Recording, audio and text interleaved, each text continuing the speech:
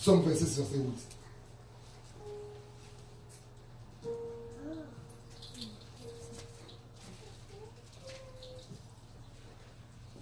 Je lis au nom de Jésus. Amen. Éternel, j'aime le séjour de ta maison, le lieu où ta gloire habite. Non, dans ma version, ce n'est pas le séjour. J'aime le jour. Alléluia. De ta maison, le lieu où habite ta gloire. Alléluia. Amen. Je possède quelque chose sur Facebook. Nous prenons 5 heures du temps pour le make-up. Mais nous prenons 1 minute pour préparer le culte. Si je pose la question ici, est-ce qu'il y a des gens qui ont préparé leur culte aujourd'hui matin? Mais il y a eu des gens qui ont préparé les habits pour le culte de ce matin. Est-ce que ce sont des habits qui font le culte? Ou ce sont les cœurs des gens disposés, les rachetés, qui font un culte? Alléluia. Amen. David a été de prier en disant, Éternel, j'aime les jours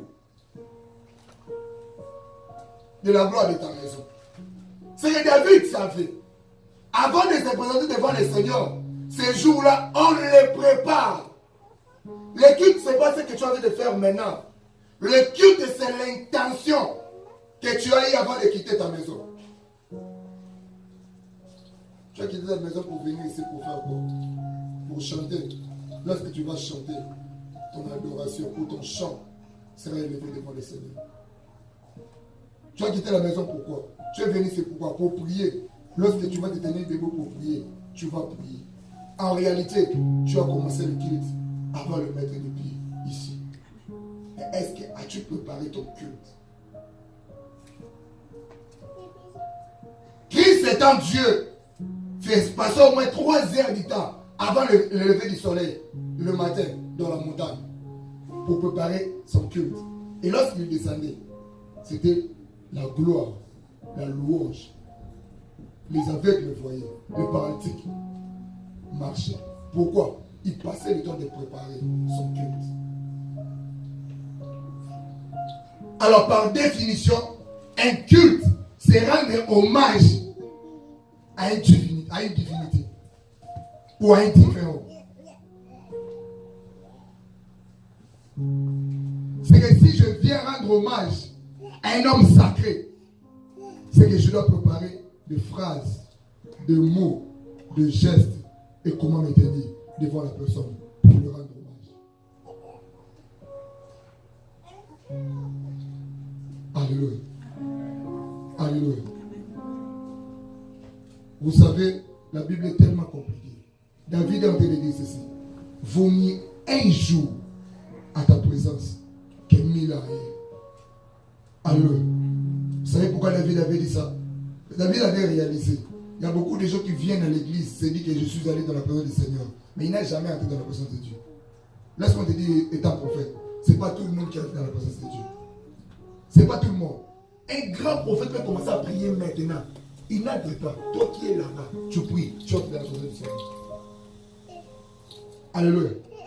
Cette porte-là n'est pas ouverte à tout le monde. Ce n'est qu'au cœur intègre. Aux gens qui craignent le Seigneur, qui ont cette grâce-là d'entrer dans la présence de Jésus-Christ. Alors, un culte, c'est rendre hommage à Dieu. Et lorsqu'on rend hommage à Dieu, vous savez, il y a une technique des obsèques.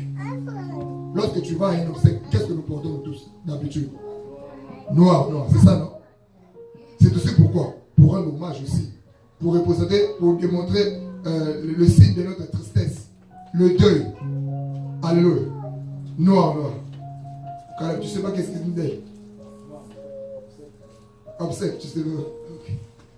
Mais moi, je dis, il va interpréter. Il faut l'interpréter. Alléluia. Mais quelle est l'attitude de venir aussi dans un culte de Dieu? Si dans les obsèques, nous tous nous sommes en noir, et à la présence de Dieu, ce qui est important, c'est l'habit ou c'est le cœur.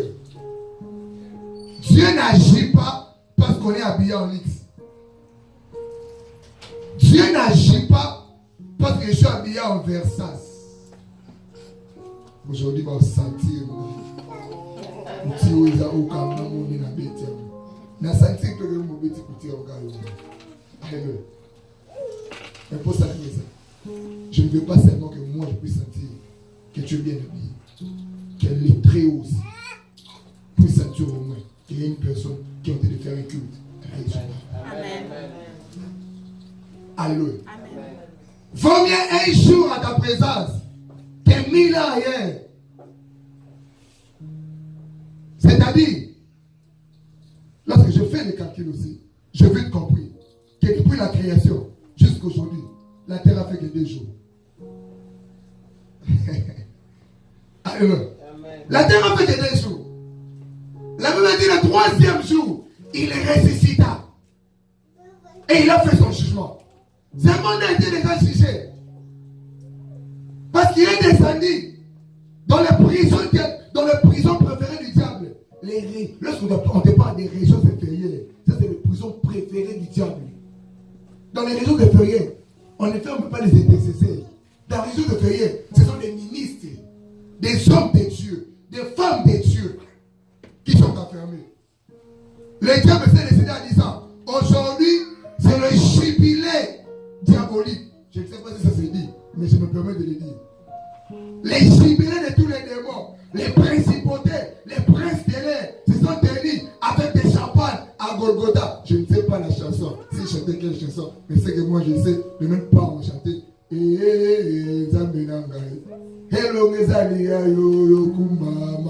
à Golgotha, nous chantons comme ça. Et à Golgotha, je ne sais pas si chanter quoi. Tous les principautés étaient là. En disant qu'aujourd'hui, c'est fini pour nous. On va les tuer. On va les retenir. Alléluia. C'était le jubilé. Tous les démons de Jamaïque, ils sont tellement trop ensorcelés. Ils se sont dit, ok, ça c'est un grand prix. Ça c'est un gros lot, gros poisson. On l'a tiré aujourd'hui. Christ était mort. Le diable a pris son verre de champagne. Ah, j'ai vaincu. Tu l'avais oublié. C'est un culte qui s'est fait. Alléluia. Golgotha, c'est un culte. Et je te dirai pourquoi je dis qu'un culte raisonnable a 5 parties. Alléluia. C'est un culte. Avant d'entrer au culte, il venait à Jérusalem. Il disait, errez ce peuple, car la bonté est en au milieu d'eux. David dit ceci. Tu peux me lire maintenant. Lis dans le livre de Matthieu chapitre 6, verset 9. Alléluia. Aujourd'hui, j'avais beaucoup.